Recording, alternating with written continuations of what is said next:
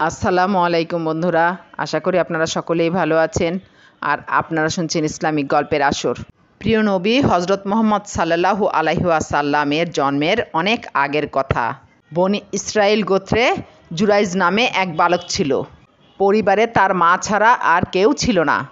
বালকটি বেশ সাদামাটা প্রকৃতির ছিল এবং বেশভূষা ও চলাফেরায় খুব নম্র প্রকৃতির ছিল। লোকালয়ের কলহ চিৎকার তার মোটেই পছন্দ ছিল না। একাকী নিরিবিলি থাকাটাই তার কাছে ছিল বেশি স্বাচ্ছন্দ্যের। কিন্তু কয়েকদিন হলো জুরাইজ একদম জনবিচ্ছিন্ন। কোথাও তার দেখা নেই, এমনকি বাড়িতেও ফিরছে না। শোনা যাচ্ছে সে নাকি জঙ্গলে এক নীরব খুপড়িতে অবস্থান নিয়েছে। নশ্বর পৃথিবীর ব্যস্ততা থেকে সে একটু মুক্তি পেতে চায়, মহান প্রভুর একান্ত সান্নিধ্য অর্জনে ধন্য হতে চায়। কলিজার টুকরো সন্তানের জন্য মায়ের মন ব্যাকুল হয়ে উঠল। না খাওয়া না দাওয়া, ছেলেটি কোথায় কিভাবে পড়ে আছে তা ভেবে মায়ের মন ব্যাকুল হয়ে উঠল। তাই জুরাইজের মা বেরিয়ে পড়ল ছেলের খোঁজে। ছেলেকে খুঁজতে খুঁজতে আবিষ্কার করল মা জঙ্গলের এক খুপড়ি ঘরে ছেলেটি রয়েছে। সেই খুপড়ি ঘরে না আছে আলো বাতাস, না আছে বিছানাপত্র। ডালপালার ছাউনি বেষ্টিত এক জীর্ণ কুটিরে নিজের প্রাণের ধন এভাবে পড়ে আছে দেখে মায়ের মন ব্যাকুল হয়ে উঠল। মা ছেলেকে বললেন, চল বাবা, বাড়ি চল। কিন্তু জুরাইজ কিছুতেই বাড়িতে ফিরতে রাজি নয়। মা নিজের একাকিত্ব ও অপারগতার কথা বলে দোহাই দিলেন, কিন্তু জুরাইজ তাতেও কর্ণপাত করল না। বলল, হে আল্লাহ, একদিকে আমার ইবাদত আর একদিকে আমার মা, আমি কোনটিকে বেছে নেব? এ বলে সে নামাজে দাঁড়িয়ে গেল। অজ্ঞতা তার মা কিছুক্ষণ দাঁড়িয়ে থেকে ফিরে গেলেন, কিন্তু মায়ের মন বলে কথা, থেকে থেকে তার মন আরও বিষণ্ণ হতে চলল।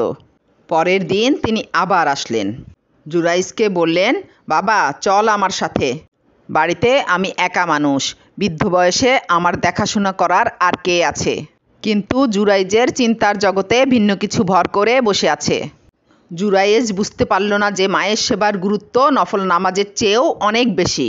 সে বলল, হে আল্লাহ, একদিকে আমার মা আর একদিকে আমার ইবাদত, আমি কোনটিকে বেছে নেব? এই বলে আজকেও সে নামাজে মনোনিবেশ করল। আর তার মা অপেক্ষা করতে করতে ভগ্ন হৃদয়ে বাড়ি ফিরে গেলেন। পরের দিনও একই ঘটনা। জুরাইজ তার নির্বুদ্ধিতার প্রতি অটল রইল। সে ভাবছে, আমি তো আল্লাহর ইবাদতের মতো মহান কর্মে মশগুল, মায়ের সেবার গুরুত্ব এর কাছে কিছুই নয়। সুতরাং আজকেও সে মায়ের অনুরোধ প্রত্যাখ্যান করল।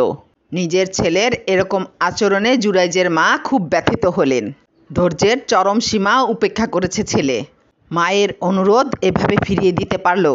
নিজের অজান্তেই মুখ থেকে খুব কঠিন কথা বলে ফেললেন। ছেলেকে বদদোয়া করলেন, আর মায়ের বদদোয়া তো অবশ্যম্ভাবী। মা বদদোয়া করলেন, কোনো নষ্টা মেয়ের চক্রান্তের শিকার না হয়ে যেন ওর মৃত্যু না হয়। ব্যাস, মায়ের বদদোয়ার ফল ফলতে বেশি সময় লাগলো না। এক কান দু কান করে সারা এলাকায় জুরাইজ ও তার মায়ের ঘটনা জানাজানি হয়ে গেল। সবাই বলাবলি করতে লাগলো, কি ছেলে রে বাবা, এভাবে মাকে একা ফেলে জঙ্গলে গিয়ে বৈরাগী সেজেছে, এ আবার কেমন দরবেশ, ইত্যাদি ইত্যাদি। শুধু কি তাই, তারা জুরাইজকে নিয়েও গভীর ষড়যন্ত্রে লিপ্ত হলো। তাকে একটু শায়েস্তা করা দরকার, যে করেই হোক তার মুখে চুনকালি দিতে হবে। কিন্তু কি করা যায়? তারা সিদ্ধান্ত নিল যে কোনো এক দুশ্চিন্তা নারীকে তার পেছনে লাগাতে হবে। নারী কেলেঙ্কারির অভিযোগ তুলে তাকে ওই জায়গা ছাড়া করতে হবে।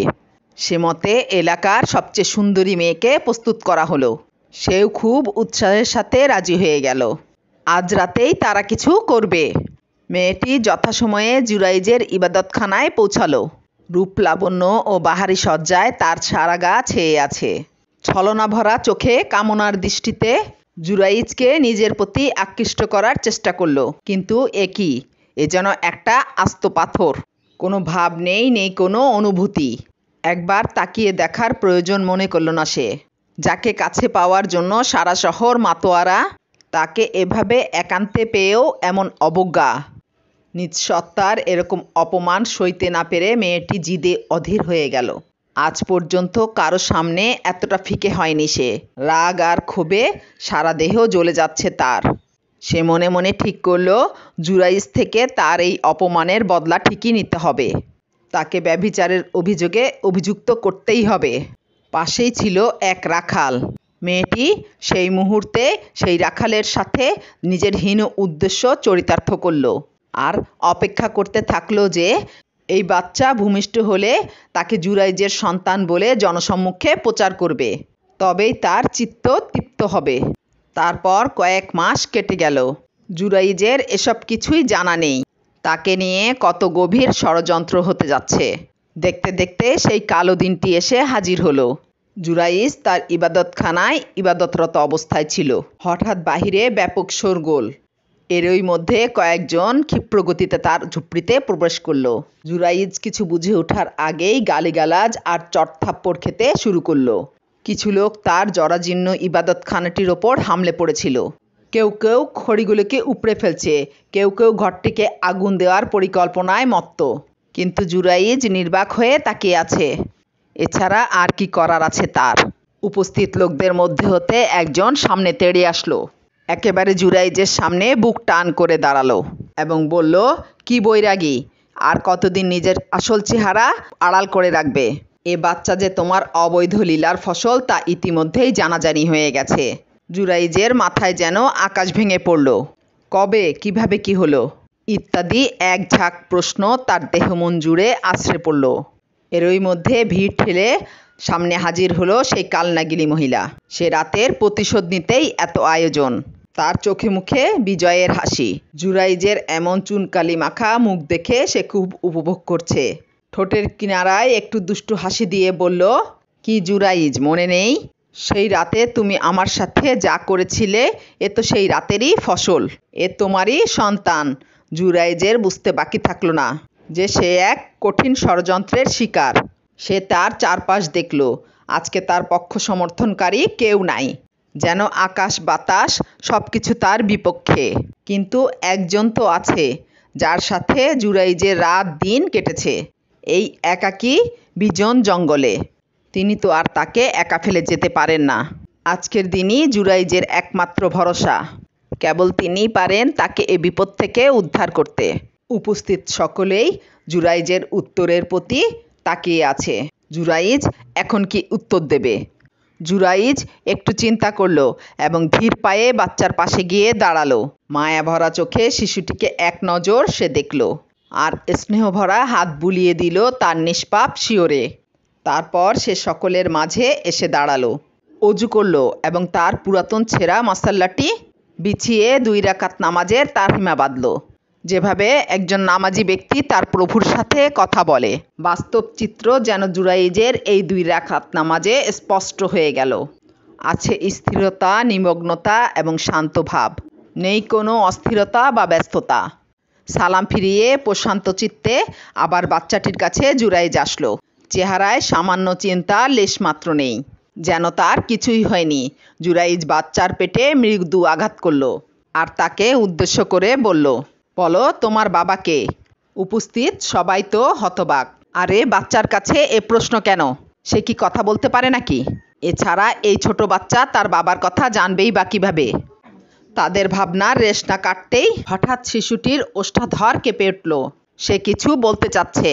উপস্থিত সবার চোখ বড় বড় হয়ে তাকিয়ে আছে সেদিকে। তার মুখনিসৃত শব্দমালার প্রতি নিবিষ্ট হলো সবাই। এমন সময় বাচ্চাটি বলে উঠল, আমার বাবা অমুক রাখাল।